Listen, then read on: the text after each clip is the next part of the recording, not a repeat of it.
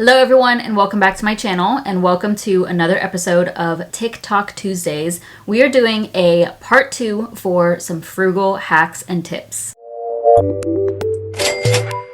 Last week I went through quite a few TikToks where they were talking about frugal habits, frugal tips, what people do to save money, and I really enjoyed it. Y'all also really seemed to enjoy it, and toward the end I was like, I could just keep going. I could make a part 2, I could make a part 3. So this is part 2. I will probably make a part 3 someday, but next week will be different, I promise. But yeah, I'm gonna do the same thing. I'm on TikTok. I typed in frugal in the search bar. There has been a lot of recent posts, so I haven't watched any of these whatsoever, so I'm just gonna click, react, share my thoughts. Y'all know the drill. So thank you so much for being here. I would really appreciate it if you give this video a thumbs up, subscribe if you haven't already. It really supports my channel, and let's get into it. Hi, I'm a frugal millionaire and I'm gonna tell you 5 ways I save a ton of money on food.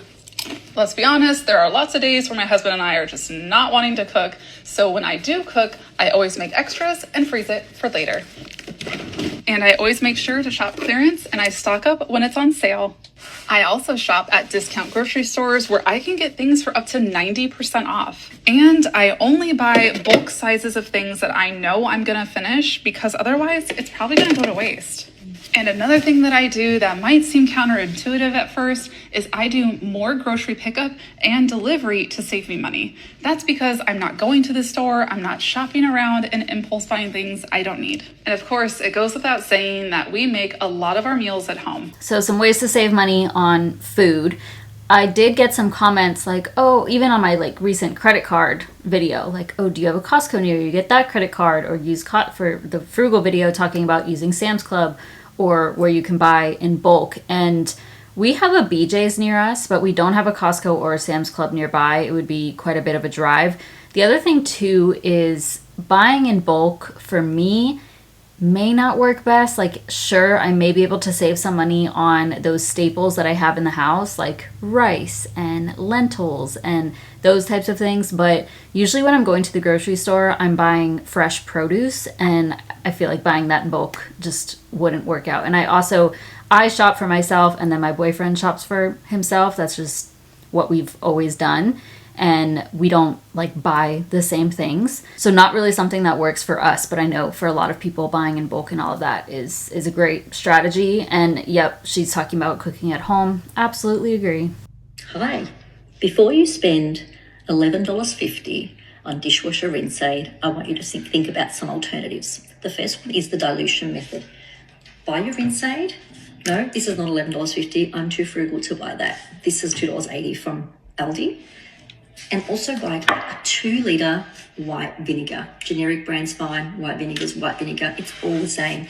Combine the two. The two together makes 2.5 litres of rinse aid, which will last you a long time.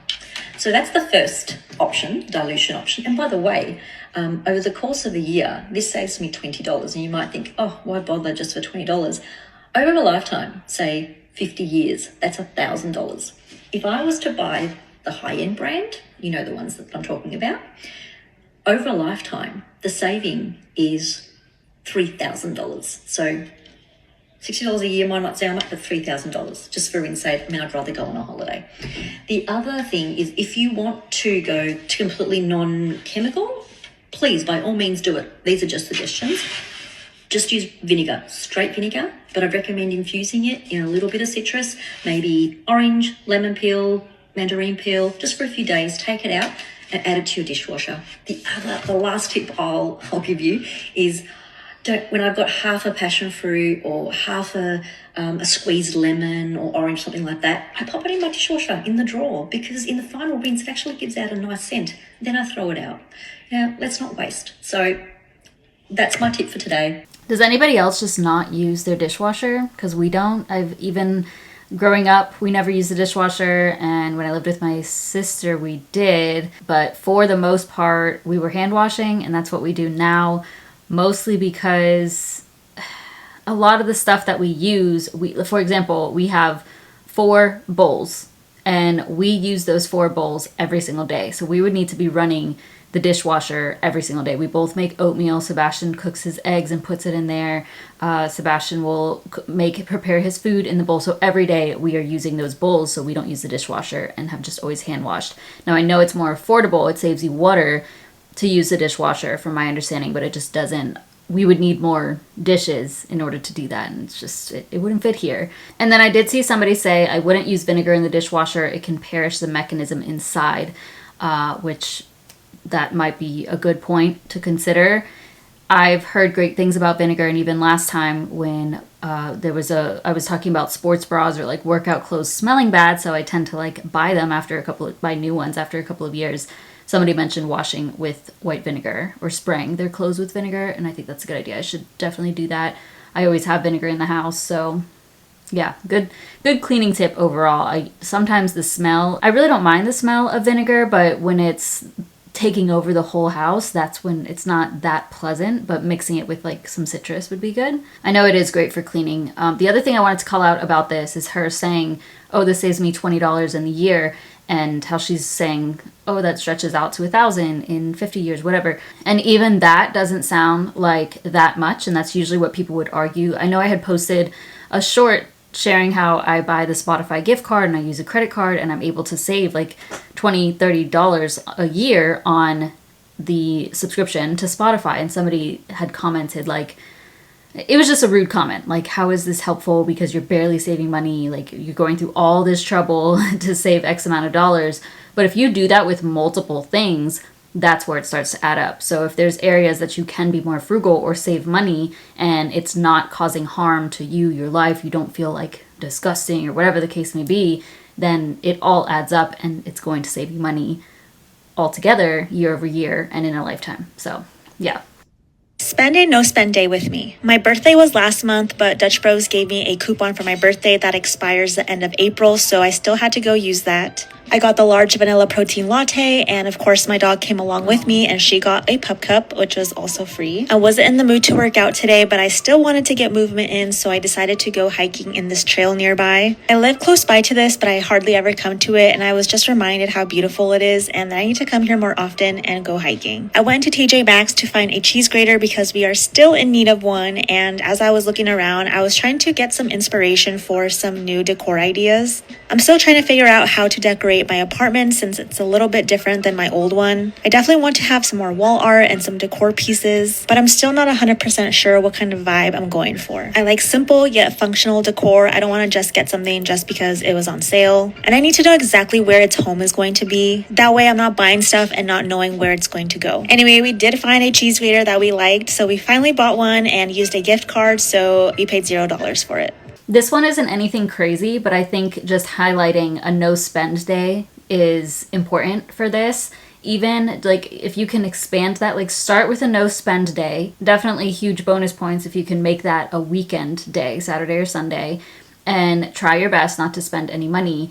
And then if you can stretch that out to a no spend week, a no spend month, a no spend year, I highly recommend doing so because it is pretty life changing. I've done 2 low spend years in the past few years, and they've absolutely been worth it. I have several videos on my channel where I talk about my journey, and of course you're still paying for rent, you're paying for your necessities, but you're not spending on frivolous things, unnecessary items in your life. But around your birthday is a great time to do this because you have like some gift cards from your friends or family, and you have the free drinks at Starbucks or Dutch Bros. We don't have Dutch Bros out here, not yet anyway. I've heard that it's really good and I would love to try it, but I don't think it's in Georgia yet. But it is always so fun to get your like free birthday treat and like make a whole week out of all the little deals that you can get. So try out a no spend day. It can be really impactful. There's so much that we can do for free, especially going into the spring and summer, the warmer months, I should say. Like just getting outdoors, having a picnic, or just cookouts, things like that, where you don't have to spend as much money going to some sort of entertainment event. Well, my first house had a holding tank, so I learned if it's yellow, let it mellow, but if it's brown, flush it down. I never like to throw out food, so if we have leftovers, I always make them into a whole different meal. I rip baby wipes in half. I almost exclusively buy secondhand clothing. What's the most frugal thing you do? I married you. Oh gosh. Okay, so just a frugal family. Looks like they are content, and they look like a bunch that enjoy the simple things in life and just like spending time together. So don't know about ripping the baby wipes in half for, I'm assuming, for wiping yourself after using the restroom. Just get a bidet. Honestly, y'all, bidet. America is so behind on their toilet game. We need bidets everywhere, I think. Hi, I'm Rosanna, and this is my first TikTok for the Frugal and Fabulous series. So forgive me if I stuff things up a little. I hate waste, and one of the things that I do to reduce waste involves bread. Now, this is going to save you $208 per year just by doing two really simple things with bread. The first one is try and save bread before it goes moldy. So when you buy a loaf of bread, whether it's a big piece, a big loaf, or sliced bread, take what you're going to use and put it wherever you keep it.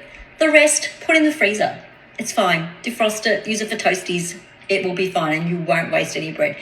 If you've not judged and you've got your loaf of bread and it's not going to be eaten, before it goes moldy, before it spoils, do something for me. Grab the bread and just put it in a tray. Forget about the tray. I put it in the oven so it's out of sight. But on a hot day, you can leave it outside with a cloth over it. You can even toast it. Anyway, we just want that bread to go hard and toasty. Once it's hard and toasty, put it in another container. I'll just show you. There, it's hard. That's how the bread should be. Once I fill up this container full of bits and pieces of bread, and you can even include old stale crackers as well, that works fine, I blitz all the bread to make breadcrumbs, as you can see. Breadcrumbs cost about $7 for a kilo at my local Coles. I buy maybe I go through about 4 kilos a year. That's $28. Easy, saved. The next one I'm going to use you involves buying old bread. So buy bread from the supermarket on clearance. So, or go to the bakery, ask for, sometimes they give you old bread or ask if you can buy it reduced. Some apps like Too Good To Go sell bread as well. So typically a couple of rolls like this are about $4 or so. A loaf of bread is about $4. This is what you're going to do. Put it in the freezer. When you're ready to use it, I'm going to show you a method where it will taste as good as new. Wash the bread. Like you literally give it a bath. There we go. Wash the bread, pop it on a tray, put it in the oven. I promise you, put it in the oven for a couple of minutes. Okay, so I'm going to add to that. Make your own bread if you're willing to. If you can get either a Dutch oven or even just there's like bread makers that you can, it costs more up front, but it is so good. Making artisan bread is the easiest thing in the world. It's literally 4 ingredients. I don't know about y'all, but I don't have a problem with bread going bad in the house. Like I will absolutely eat it all before there's any sort of mold. I do put it into the fridge before it has the chance to even start growing mold, but if I have bread, I will eat it. Lately, I've been buying Bread of Heaven, the brand Bread of Heaven. It's like super minimal ingredient bread. I buy their bagels, their sourdough bagels, and I buy in bulk. I put all of it in the freezer because that's what you're supposed to do, and then pull it out as I need it. Pull out one at a time. Personally, I never cook or use breadcrumbs, but I think you could also make that bread, turn it into croutons if that's an issue for you. And then she was saying to get the bread wet, put it in the oven. I've done that before I bought some sourdough from a market and then it went stale within like a day. Immediately it just got hard, and I did do that. You kind of like dunk it in water and then recook it. It worked for the most part, but it made it a bit more chewy. So I'm 23 and I'm learning how to budget and to save money. And here's one really frugal thing that I've been doing recently that I can't believe not everyone's doing. I saw a girl on TikTok do this the other day and I was amazed. So I've got my conditioner, and you know when you're in the shower when you're kind of like trying to get the conditioner to the bottom, and you've only got a little bit left. I think it's what, centrifugal motion? Let's call it centrifugal motion. You just do this, and it all goes to the bottom. You could do it with ketchup, you could do it with shampoo, you could do it with face wash. It's incredible. It's actually changed my life. And that's how I'm getting every last drop of product from all of my bottles. Centrifugal, that's funny, like a centrifuge, but saving some money. That's a good tip. I'll have to try that next time.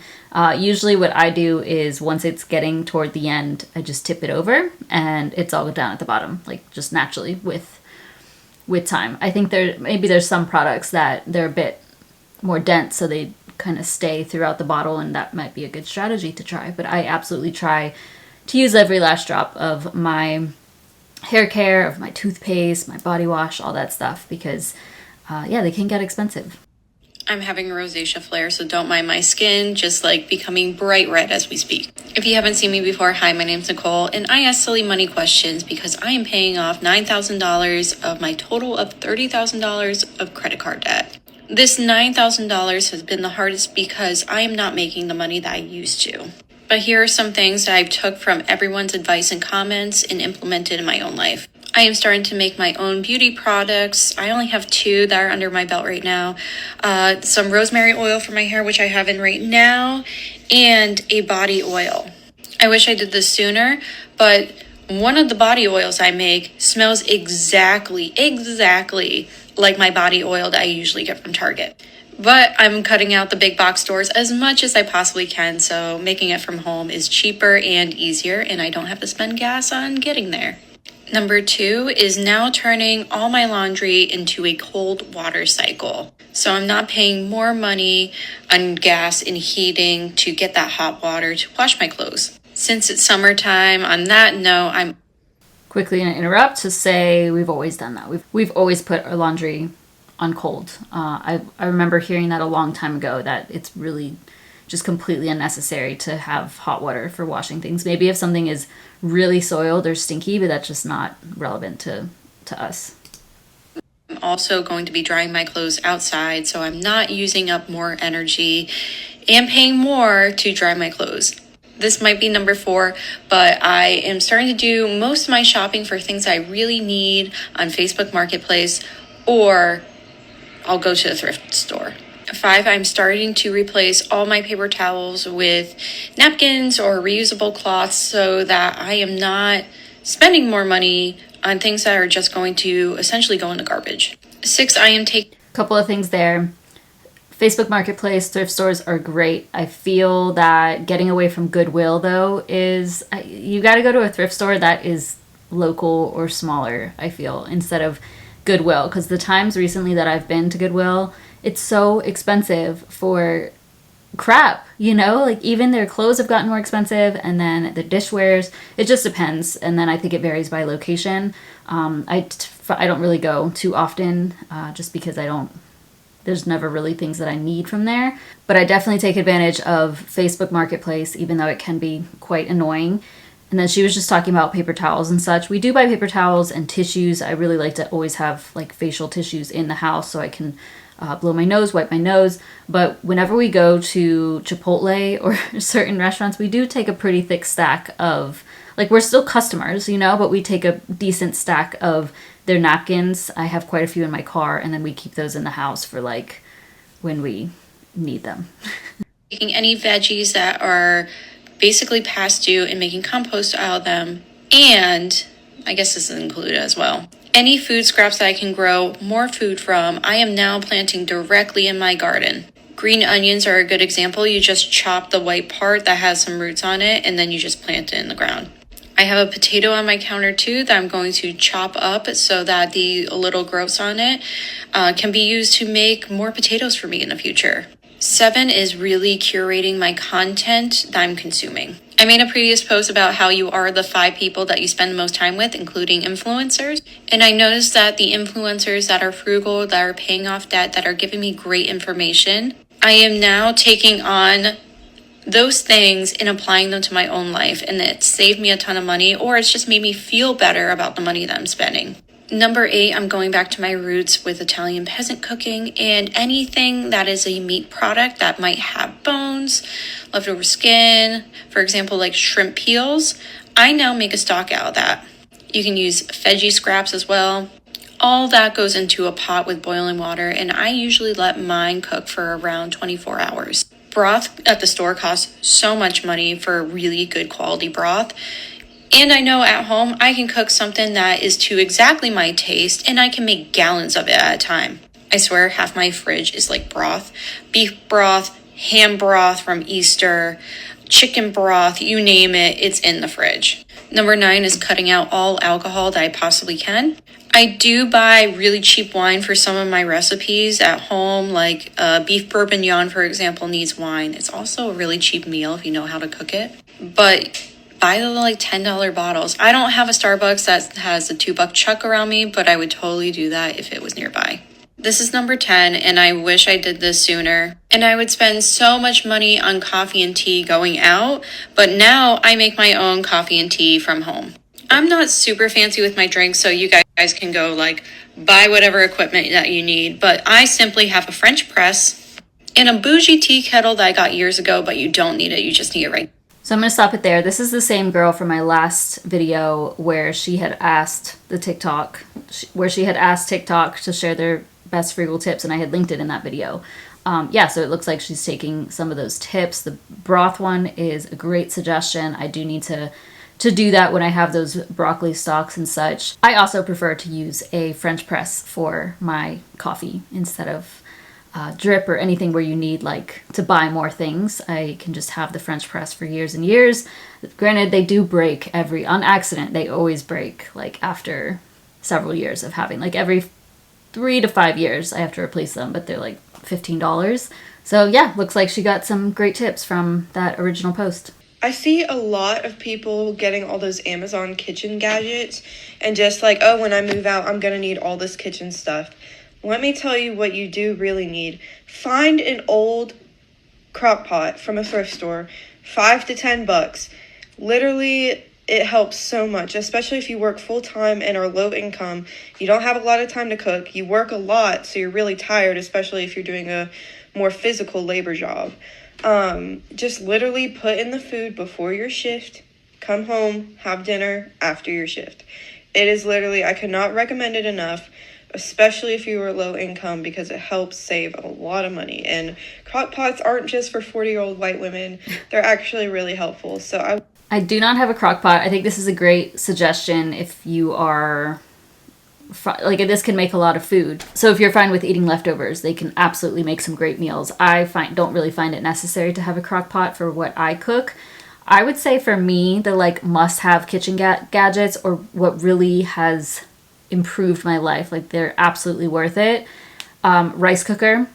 I will never go back to just cooking rice in a pot. That's what I used to do, and the rice cooker is just the best. A coffee bean grinder, that elevated my coffee experience. I bought one a few years ago, and I grind my coffee fresh every morning. It just completely changes the taste of coffee. So that wasn't even that expensive, Neither is a rice cooker. Toaster, because I make bread I toast a bagel basically daily. A small blender I use every day. Don't need a fancy one. The one I have is like $20, and I've had it for many, many years. We have a bigger one too, but I always use a small one. And depending on what you're eating, I think an air fryer is also really handy. Like, you can make so much in the air fryer. We have a pretty small one, but there's bigger ones and different settings that you can do. But I think a crock pot is a great tip. Hacks that nobody does, but I do because I'm a freak. When my mascara runs out, I dip the brush in a little bit of water. I think you can also do that with an oil, maybe like castor oil. Put a little bit into your mascara tube, and it will kind of bring it back to life, make it more liquid again. So much longer. I order off the kids menu. I roll my windows down in 100-degree weather instead of using air conditioning. That may help you to save some gas on the back roads and such, but from my understanding, it's gonna cost more if you're on the highway. So it depends. I don't really love. It depends on where I'm going too. Like, I don't want to go to somebody's house and be sweating before getting there. So it really, at the end of the day, doesn't cost that much more to use the AC in the car for me. Only buy generic brands. I keep my house at 78 degrees in the summer in Texas to conserve energy. We do the same. We keep our AC pretty high, and we're down in Georgia. I always take home my leftovers. If I want to go out to eat, but I make the choice to stay inside instead, I put the amount of money I would have spent going out into my emergency fund. I love it. That's called, well, I first heard of this on budgetsaresexy.com. I used to read his blog every single day a few years ago, and that is J Money. He called this spavings. So spent savings is what the word put together, and instead of spending the money, like you're like about to make a purchase on something and you decide not to, you instead put it to savings, and it's pretty cool how much you can build from that. I ration my toilet paper. I fill up my laundry detergent with water. Works just as well. Also works for shampoo and body wash. We do that just with, we'll add a little bit of water to the end of some hand soap just to get it all, but we don't fill it. I don't like when people, it's all water and barely any soap. Like, no. I think just a little bit, just to cleanse a little bit left, but aside from that, you can just go to the next one. Only thing I ask for birthdays or Christmases is skincare products, so I never have to buy them myself. I bring homemade tea to bars, so I won't have to buy alcohol. Sometimes I have gone to restaurants, specifically if we're getting like breakfast, and usually I'll get coffee if I'm going out. But for certain things, I can't remember like which restaurants I've done this for, but I will bring a tea bag from home, and then when I go somewhere, ask for hot water and make my own tea at the restaurant. Like, I'm not paying $5 for a tea bag. Always check the price per ounce in grocery stores so I can make sure that I'm buying the cheapest option. I only buy gas Monday through Thursday. Follow for more. Frugal. Okay, let's see some comments. Honestly, drinking tea instead of alcohol will also long-term save you on medical bills. So much better for your health. Y'all know how I feel about alcohol. It's expensive. It's so bad for you. Don't do it. A few drops of contact solution in your mascara does wonders. Okay, so maybe that's what it was. Okay, let's do a couple more. What is the most frugal thing you've done that you're proud of? These questions have been giving me life. It's so fun to see what y'all are answering with and see how I can up the ante in my life. But yeah, for this, I think that it would have to be my wedding. My husband and I did almost the entire thing DIY, and we had not all of, but like a lot of our people contribute, and it was such an outpouring of love and was just so special. So my parents got us, the venue that we used was it used to be a bar, but like no longer is used for that. And so we rented that out, and then we got married in a lot. My brothers made us a surprise pergola that we got married under. My bridesmaids helped me cut fruit and stir red beans in between getting our makeup done. They also came to help us set up in the morning, so we were running back and forth between the house and setting everything up. My mother-in-law made our bouquets and our flowers. A friend did photography. Somebody that I love dearly made my cake. We just had so many people that were contributing.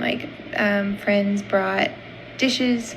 So looking back, it's definitely a different style wedding. Personally, Sebastian and I, we do not want a wedding. I think that's absolutely fine if you want to splurge on that, but it costs so much money, and to me it's just absolutely unnecessary because I don't have that many people in my life, and I think what ends up happening is people end up inviting people that don't even know you. They don't know your relationship, and sure, they could be giving you money, and you can use that on your honeymoon or buying you gifts and just being there to celebrate, but oftentimes it's just costing so much more to actually have the wedding, and we would rather just go and travel. But this is good. I think it's kind of weird to have people bring food to a wedding. I think if you're hosting something, unless it's a potluck, this is, to me, sounds like a wedding party instead of an actual wedding. If I was going to host a wedding,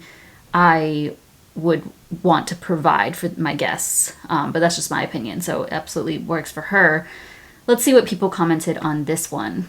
Buying nearly all my toddler's clothes secondhand. There's really no need to spend money and resources on new clothes for your young kids. I agree with that. They're going to grow out of it so quickly anyway. So Facebook Marketplace and just Facebook groups, local Facebook groups, seem to be good for that from what I can see. I take clothes from the dumpster and wash them and wear them. They have no holes or anything. People throw away all kinds of things at our apartment complex. I personally just wouldn't want to dig in the dumpster, but I know people can find some really good things by doing that, like the dumpster diving. Somebody said, my wife and I went on our honeymoon to Punta Cana completely free using credit card points. Never having kids. And that's actually it. So she just posted this a few days ago and doesn't have too many views. But yeah, just it's nice to see people sharing their thoughts and what they do to save money. I'm going to share this embarrassing frugal hack that I've never ever told anyone before. We don't have the heating on in our house very often. We use a log burner downstairs, but at night upstairs it can get quite chilly in bed. Me and the kids all have hot water bottles, but instead of emptying the water out each night and refilling it out the tap, I just reboil the same water. I don't drink hot drinks at home, so I don't mind the kettle getting a bit grotty. That's if this actually does anything to it. I haven't noticed it doing. It just gets descaled every few weeks because of the hard water around here. I'm sure we can all agree that gas and electric bills are ridiculous right now. So as well as this, saving water money, using a hot water bottle instead of having the heating on really does help on the gas and electric bills as well. And I know this only saves me pence in the grand scheme of things in my water bill, but it does all add up. So judge me or love me, now you know one of my weird frugal hacks. Those hot water things I've heard work really well. You can even just use a regular water bottle, but I think those keep it more warm. And if you put it like wrapped under your blankets and not like try to burn your skin or anything, but it can really warm up the space. So that's a great idea, and I should get one of those for the winter time, because our house, even if the heat is on, it'll blow cold air at first, and it gets so cold in our house just because of the way the windows are placed. And yeah, even if it'll say it's like 70 degrees in the house, but I am so cold just because of how the air feels in the wintertime. So getting those are helpful. I have a hot pad as well that plugs into the wall that I use. I think it's fine that she's dumping it back into there as long as she's not drinking that. As she said, she's not. I see some people hating on it. Don't make kids if you can't even heat their rooms. It's not 1930. This definitely is not frugal. This is being silly. Why would you have kids coming from someone that grew up like this? It literally sucks. What's ridiculous is having a paid off house and still depriving your children of a warm house. It's not frugal. It's just plain pathetic and mean. I don't know who this woman is, so I don't have anything to say. I think this is fine, and maybe this is something that they do instead of turning on the heat. So she said they use the log burner downstairs. But yeah, I think it gets to a point where it's like, this is being cheap, and it is so much better to be comfortable in your home, especially if you have children, and make them feel safe and comfortable by just turning on the heat, you know? I don't think it's a problem with the dumping the water back in, though. Like, you're going to dump it anyway, so you might as well reuse it. All right, let's do two more? We'll see. I've saved a little over $4,000 by reducing my spending and living more sustainably since January. It's currently early April, so 3 months I've saved a little over $4,000. The chief way is no buy. I'm doing no buy with a very strict set of rules. A few allowances for like dog toys and stuff like that, but number one is no buy. Number two, avoiding food waste. Long gone are the days of like wilted spinach. I'm eating everything completely. I'm not letting stuff spoil at all. 3, repairing what I own. I love an excuse to buy something new, and that is not allowed anymore per the no buy. So if I can tell something is like starting to fray, I will patch it, I will sew it, I will darn it. I'm not allowed to buy anything new, so I have to repair what I already own or go without. 4, stash busting. So I have a ton of yarn and cloth and like artsy materials I've collected over the years. It's all in my basement. It's essentially like a craft area. So all the time last year I would like think of a new hobby and I just go out and buy everything for it. I'm not allowed to do that anymore. I can pursue new hobbies, but to do them I have to use what I already have. Number 5, gratitude. Really, I've always had gratitude for family and friends, and now I'm finding gratitude for like items that I already have. Okay, I have to stop it because the music. I cannot do background music. I don't know why people do it, and they have it that loud. It like drives me crazy. So I'm gonna stop it there. But that last one is gratitude, and she was saying that gratitude for the things she has, and this kind of this circles back to the book that we had for Book of the Month, which was Your Money or Your Life by Vicki Robin, and she talks about the fulfillment curve and like where is all the stuff that you have, when is it enough.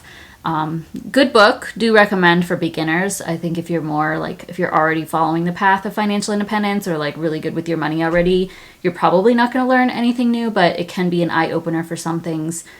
So maybe just getting, I'll probably film a video on the main points in that book, because it is a lot of it that she talked about I agreed with. And there are things in our life that like we have so many things, and just having gratitude for those things really does make a difference, and you tend to save money by doing that. And also the low buy years, absolutely. Like going back to what I said before, definitely recommend doing so, and it does increase your gratitude for just like the simple things in life. So okay, we're gonna do one more. Items that we use in our house that could save you an immense amount of money. Let's get to it. So, number 1, that right there, toilet paper, you know it. That bad boy is for guests, okay? Some people are uncomfortable with the idea of reusable items.